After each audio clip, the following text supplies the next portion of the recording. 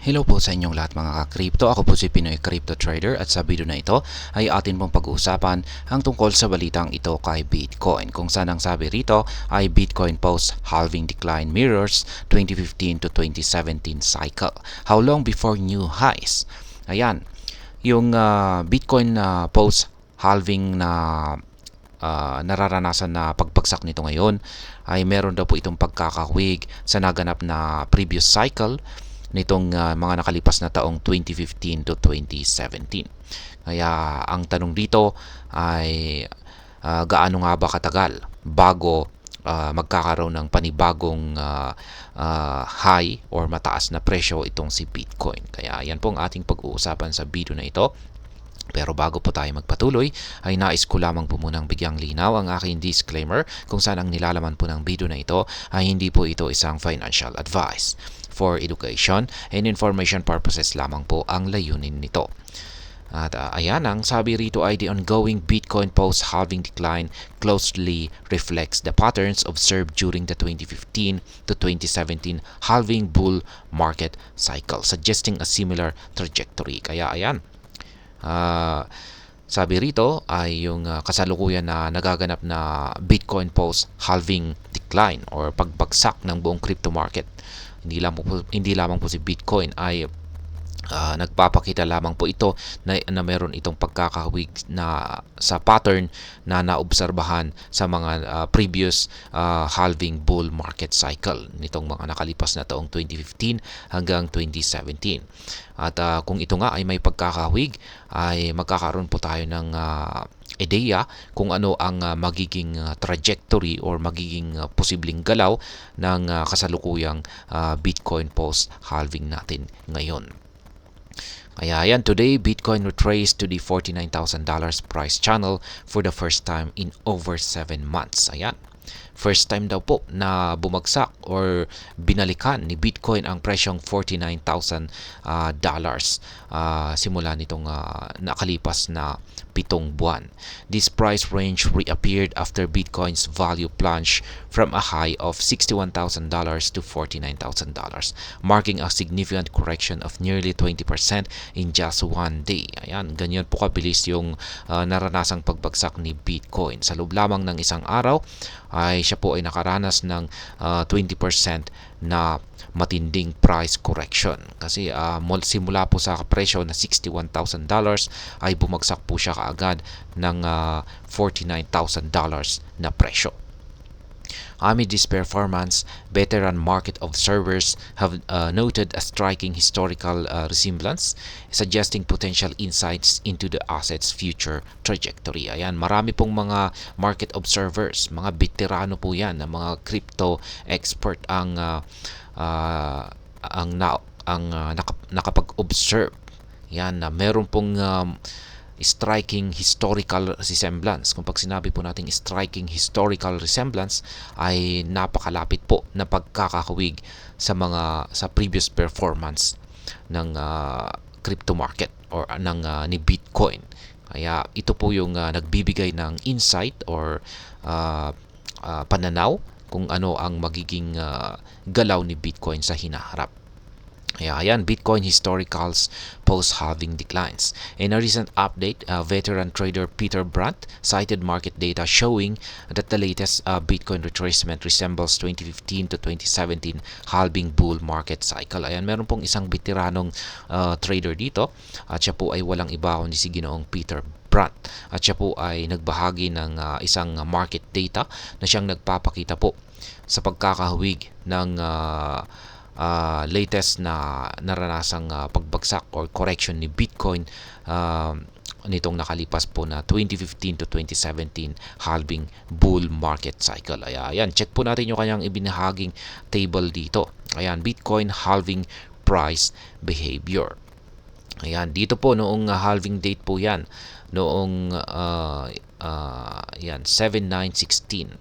Ayan, mga 2015 po yan to 2017 na bull market cycle. Ayan, yung kanyang halving week ay nagsara po sa presyong $650. Ngayon ay, ayan, dito po siya nakaranas ng pagbagsak. Ayan, sinundan po yan ng pagbagsak at ito po ay bumagsak sa presyong $474. Yan ay may katumbas na negative 27% na price decline. Kaya ayan, mula 650 bumagsak ng 470.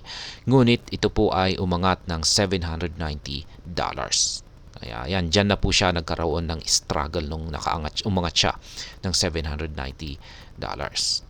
Yan, yung sumunod naman na cycle, 2018 to 2021, ay yung halving week close naman ni Bitcoin ay nagsara sa $9,671. At ayan, sinundan po yan ng pagbagsak at umabot sa presyong $8,716.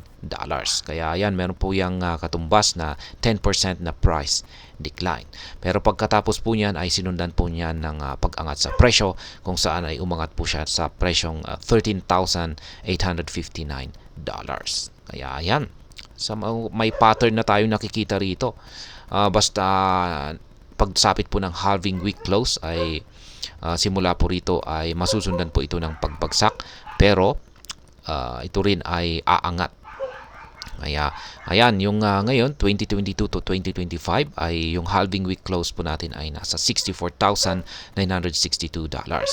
At ngayon ay bumagsak po siya ng hanggang $49,050. At pagkatapos po yan po ay may katumbas na 26% na pagbagsak. At sinundan po yan ngayon ng kanyang pag-angat sa presyo, at siya po ay nakakaranas ngayon ng struggle sa presyong $73,804. Kaya umangat po siya. Kaya ayan, may pattern. Bitcoin resistance barrier. Notably, 6.96 million wallets hold 3.75 million BTC within the price range of 62,344.91 to $72,500. Ayan. Ito po yung isang matinding resistance natin dito kay Bitcoin. Yan, ito po ay nasa price range na 62,344 hanggang $72,500 na presyo. Yan po yung harang sa itaas o pumipigil sa pag-angat ni Bitcoin. Sapagkat ang dahilan po ay meron pong marami pong mga wallets ang naka-hold sa price range na ito. Yan, 696 million wallets ang may Bitcoin holdings dito.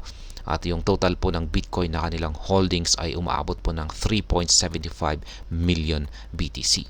This range represents the largest cluster of holdings among all Bitcoin holdings threshold, making it a significant barrier. Ayan, ito raw po yung pinakamalaking holdings.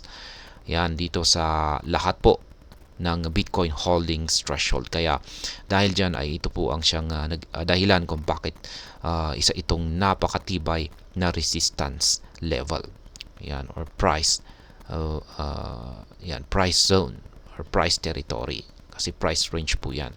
Kaya yan, ito po yung chart ng into the black. Yan, na nagpapakita or sa datos na ito. Ayan, minimum price range at saka maximum price range. Yan po yung nagsisilbing resistance line. Average price ay marami po kasing nakabili sa presyong 66,502.34. Kaya yan po yung parang pinaka resistance level natin. Kaya yan, yung total volume ay 3.75 million po yung Bitcoin na nabili rito ng mga investors. At yung total addresses ay 6.95 million addresses ang nakabili sa average price na ito. Kaya ayan. Yan po ang ulit yung table na ibinahagi ni Ginoong Peter Brandt dito, na nagsasabi na nagpapakita na yung kasalukuyang Bitcoin post-halving natin ngayon, yan, post-halving decline natin ngayon ay may pagkakahawig po sa previous na mga post-halving event na naganap nitong nakalipas po na taong 2015 hanggang 2017. At hanggang dito na lamang po tayo sa video na ito, mga ka-crypto. Sana po ay inyong nagustuhan ang aking paliwanag sa video na ito. Kung inyo po itong nagustuhan ay pakiclick lamang po ang like button nito. Para naman po sa mga bago lamang dito, kayo po ay aking inaanyayahan para mag-subscribe. Pakiclick na rin po ang bell icon nito dahil ito po ang siya magsisilbing notification nito sa mga bago kong videos na akin pong ina-upload sa aking YouTube channel na ito. Marami pong salamat sa panonood. Ingat po tayo lagi at God bless po sa ating lahat.